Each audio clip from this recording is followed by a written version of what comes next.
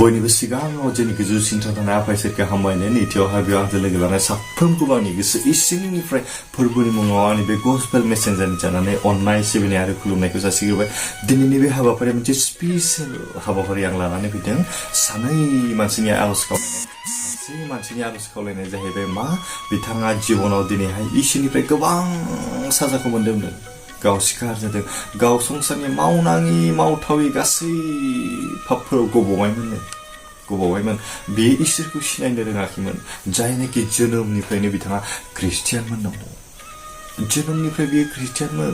Sunday स्कुलावबो थाङोमोन। नाथाय जोबनायाव फारसे बियो आं गावनि गोथां इसोरखौ मोनदोंब्लाबो सिनायनो रोङाखिसै होननानै आंनिसिम बिथाङा फन कल खालामनानै खोन्थाहरदों। गावनि थाखाय आर'ज खालामनो खावलायदों।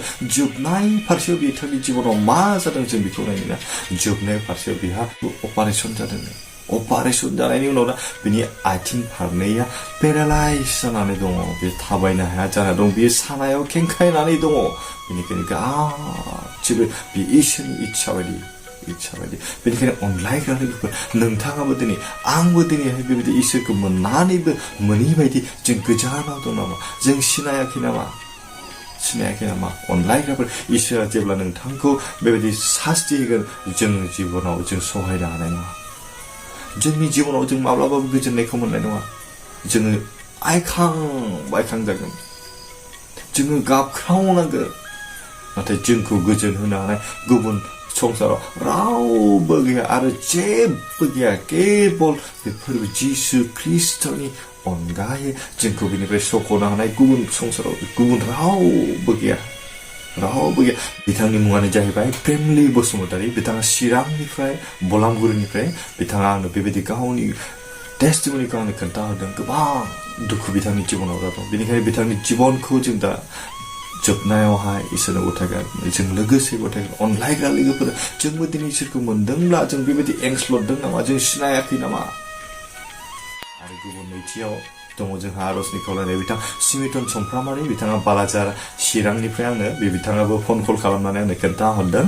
बिथाङाबो लोमजानाय दङ होनना बुंदों। बिथाङा दा तामिलनाडुआवसो दङ। बेनिखायनो गोजानाव थानायनि जाहोनाव आरो दा बे लकडाउननि परिस्थितियाव बिथाङा मोजां डक्टरनाव थांनो हायाखै। डक्टरनाव लांनो थाखाय गुबुना बेखौ लोमजादों होननायखाय लांनो गियो होनना बुंदों। बिथाङाबो गावनि गोसोआव गाबखांनायजों आंनो बेबायदि आर'जनि खावलायनाय आंनि बे चेनेलखौ नुनानैहाय आर'जनि खावलायदों। थारैनो नोंथांनि थाखायबो आं आर'ज खालामगोन। इसोरा खोनासंगोन। थारैनो आंनि बिनायनियाव नोंथांमोना सोखाजागोन बे नङा। आं इसोरनो थारैनो आङो मिथिहोनोल' हागोन। नाथाय गासिबो खामानि मावग्राया गोजौनि आफा इसोरासो। नाथाय नों फोथायनो नांगोन। आंनि आर'जआव, नोंनि आर'जआव आरो जों फोथायग्राफोरनि आर'ज बोलो थायो होनना बुंदों। गेदेर बोलो थायो। जों मावनो हाया, नाथाय इसोरा जोंनि आर'जनि गेजेरजों मावो। बेनिखायनो जों बिथांमोननि थाखाय आर'ज खालामनो थांनायनि सिगां जों गुसुङै मोनथामसो जों बाइबेल सिरि नायगोन बे समावहाय दै।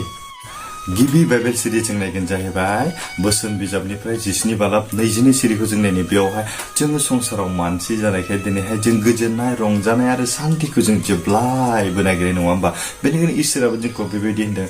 जों जेब्ला जोंनि जिबनाव सैनांनाय फैब्लाबो, जोंनि जिबनाव रंजानाय फैब्लाबो, दुखु जि अबस्थायावनो फैया मानो, जों जिहेतु इसोरखौ मोनबायखाय ना, जोङो इसोरनि बयनिख्रुइ श्रेष्ठ, इसोरनि समायनासिन, गियानिसिन जोङो मानसि हिसाबै सोरजि जानायखाय जों इसोरखौ बाख्नायगोन ना। जों गावखौनो जिबनखौ जों रंजानि। मानोना जोंखौ एसेग्राब साननो हानाय, एसेग्राब सहायनो हानाय इसोरा जोंनो दिनै होदों। नाथाय जों गासैखौबो नेवसि, नाथाय बेफोरनि गासैनि थाखाय जों इसोरनो जों गावखौ गथायनो हानांगोन। बेनिखायनो बोसोन बिजाब 19:20 सिरियाव रंजा बाजा थानाया देहाखौ मोजाङै लाखियो, मोखां सोम थाफ्लायनाया लासैनो थैनायावसो दैदेनलाङो। आं फंबाय प्रेमलि बसुमतारीखौ खावलायदों। नोंथाङा दिनैहाय सैनांदोंब्लाबो नों रंजा बाजायै थानो जों सेस्था खालामनांगोन। मानोना नोंखौ इसोरा अननायखायसो नों सैनांनायनि गेजेरजोंबो दिनैहाय दासिम बे अबस्थासिम नों थांनानै दङ। इसोरा नोंखौ अनदों। दिनै इसोरा गावनि अननायखौ नों सिनायाखैमोन जिहेतु, बेनिखायनो नों दा इसोरनि अननायखौ सिनायबाय। नों गोसोआव जेरैहाय गाबदोंना, आंनो बे इसोरनि अनगा आंखौ अननाय होग्रा गुबुन रावबो गैला संसाराव। आंखौ बे इसोरनि अनगा सोखानो हाग्रा रावबो गैला। नों दिनै फोथायनानै फैदों। इसोरा नोंनि बे बिनायखौ थारैनो खोनासंदों। नोंनि गोसोनि गाबनायखौ थारैनो इसोरा दिनै खोनासंनो फैदों।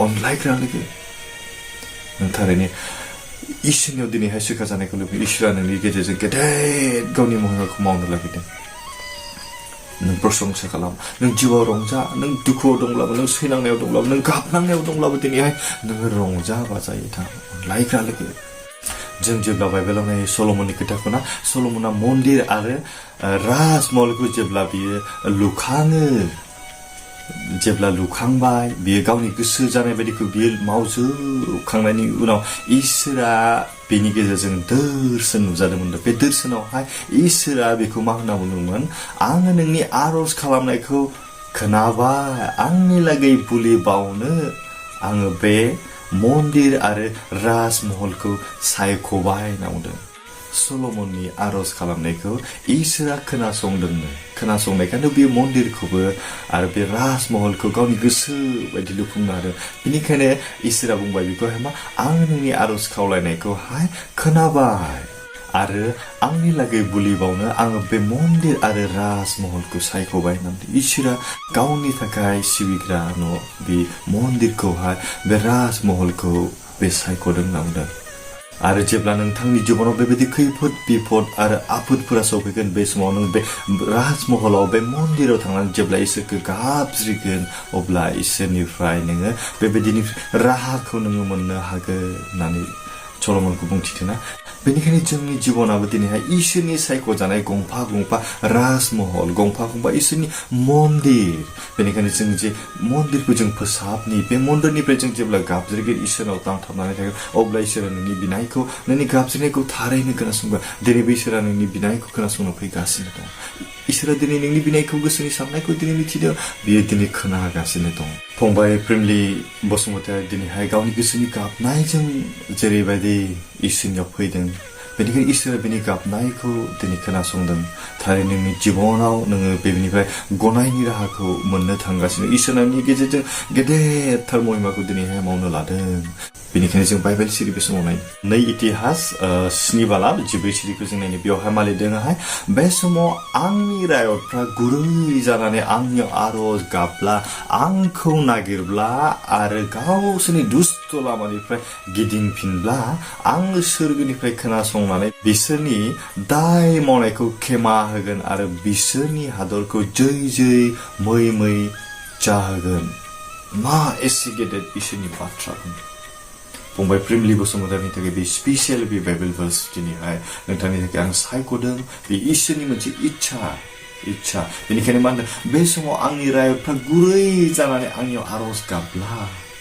फंबाया बै समाव गुरै जानो रोङाखैमोन इसोरखौ सिनायनो रोङाखैमोन नाथाय बे समावहाय बियो गुरै जादों बेनिखायनो मा होनना बुंदों जायनोखि गुरै जानानैहाय इसोरनियाव आर'ज गाबो आंखौ नागिरब्ला होनना बुंदों आरो गावसोरनि दुस्त लामानिफ्राय गिदिंफिनब्ला थारैनो फंबाया गिदिंफिनबाय ना नोंनि जिबनाव नोङो गासैनिफ्राय दिनैहाय मोजाङाव फैबायना नोंनि गोसोआव दिनैहाय सोंनानै नाय इसोरा नोंनि गेजेरजों गेदेर खामानिखौ मावनो लादों बेनिखायनो मा होनो आंनियाव आर'ज गाबब्ला आंखौ नागिरब्ला आरो गावसोरनि दुस्त लामानिफ्राय गिदिंफिनब्ला आङो सोरगोनिफ्राय खोनासंनानै बिसोरनि दाय मावनायफोरखौ खेमा होगोन नों इसोरनियाव गाबदो फोरबा नोंखौ खेमा होगोन बेनिफ्राय मा होनबावदों आरो बिसोरनि हादरखौ जै मै जाहोगोन होनना बुंदों नोंथांनि जिबनाव जै मै रंजाना जोबनायसिम नोंथांनि जिबना जोबनायसिम नों रंजानायजों थानांगोन जेब्ला नों इसोरनियाव गुरै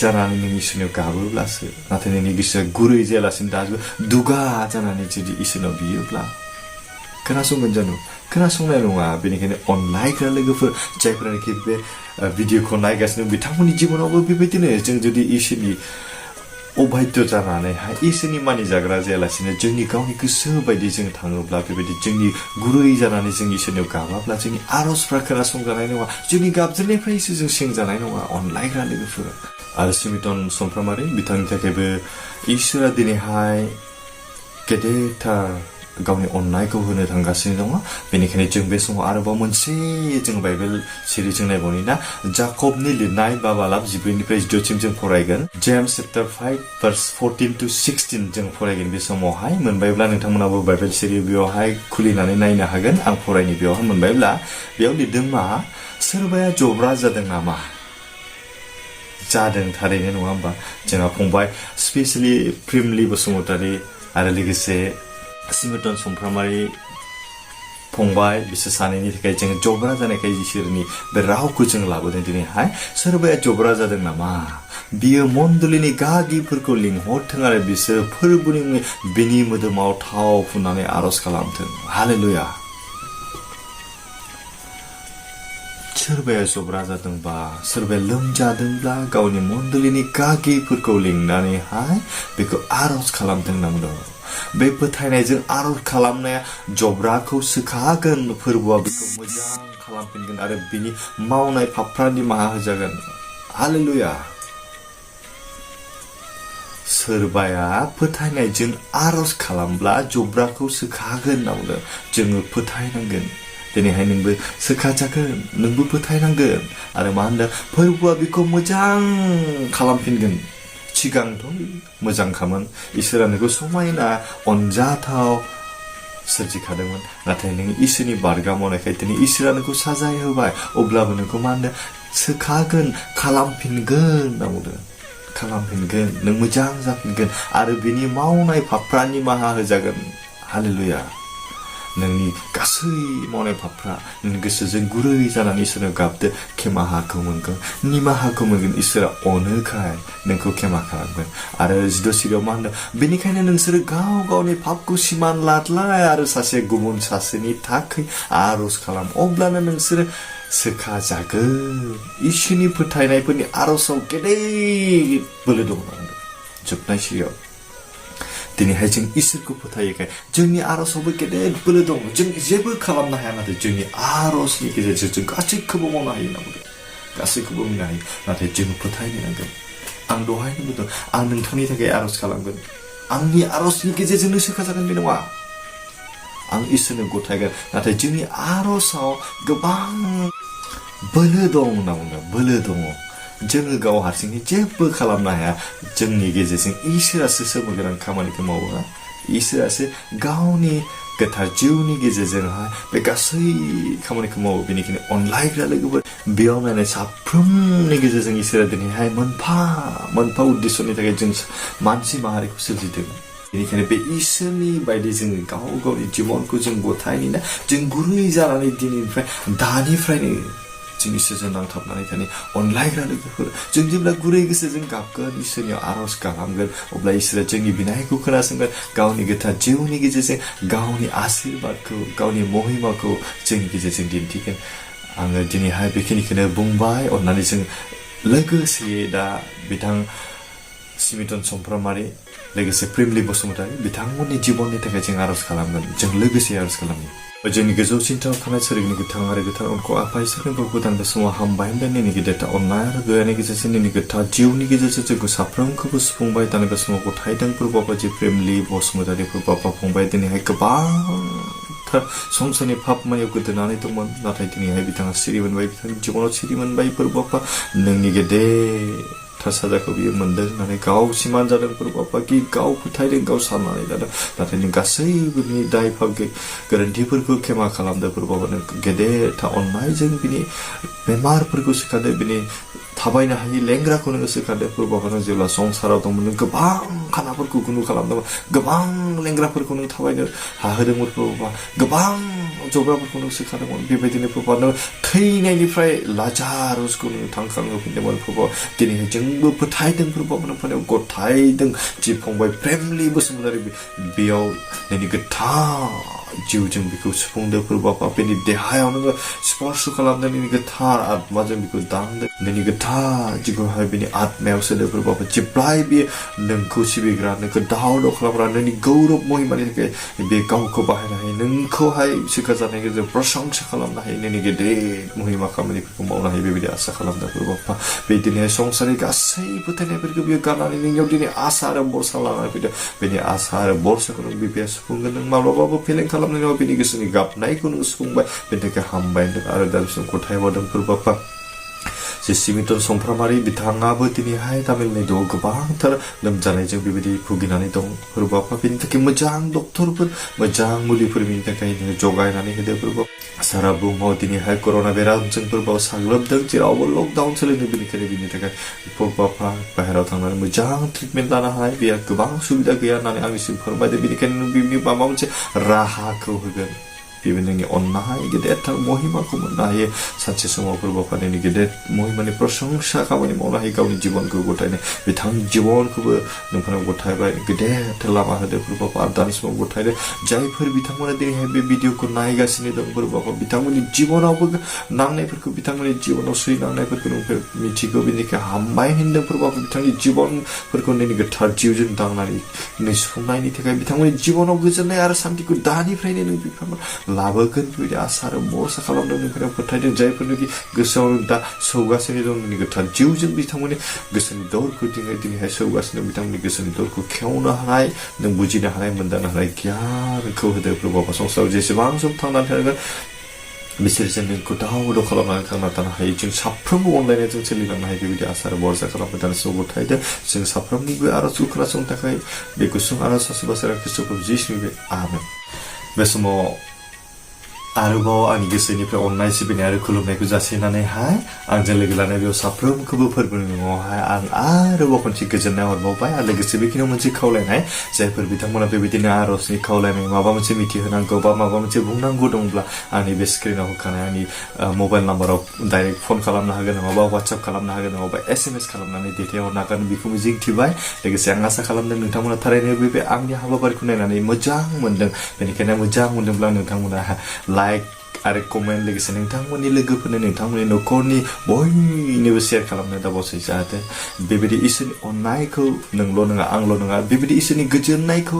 जों सारा बुहुमनि मानसिफ्रा जों सानसे समाव मोननो हायो बेखौनो मिजिंथिबाय आरो अननानै जायफ्रानोखि बे चेनेलाव गोदानब्ला आरो बे भिडिअखौ नायदोंब्ला जायफ्रानोखि साबस्क्राइब खालामाखै अननानै साबस्क्राइब खालामदो जाहाथे नोंथांमोननि साबस्क्राइब लाइक शेयार खालामनो आंनि गोसो थुलुंगा मोनो बेबायदिनो गोदान गोदान भिडिअखौ नोंथांमोननि थाखाय लाबोबावनो हायो बेखौनो मिजिंथिबाय इसोरा जों साफ्रोमजोंबो लोगोसे दानिफ्राय जोबा जासे थाथोंसै गोजोनथोंसै आमेन